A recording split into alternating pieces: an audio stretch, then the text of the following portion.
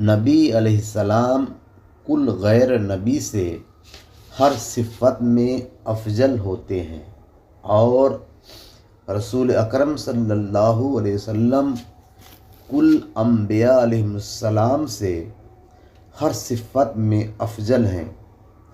کوئی صفت اگر کسی غیر نبی کے لیے ثابت ہے تو وہ صفت کل انبیاء علیہ السلام کے لیے بھی ثابت سمجھی جائے گی، اور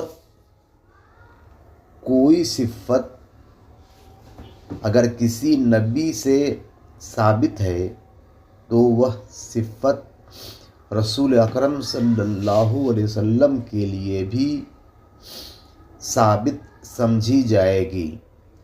مثلاً حضرت عزرائیل علیہ السلام کی صفت ہے کہ وہ کل کائنات کو اللہ تبارک تعالیٰ کی عطا سے دیکھتے ہیں، اس پر کسی کا کوئی اختلاف نہیں ہے۔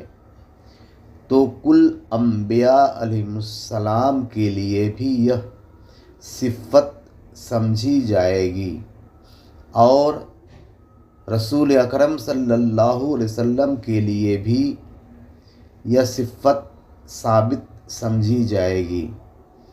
لہٰذا ہم کہہ سکتے ہیں کہ رسول اکرم صلی اللہ علیہ وسلم کل کائنات کو دیکھتے ہیں۔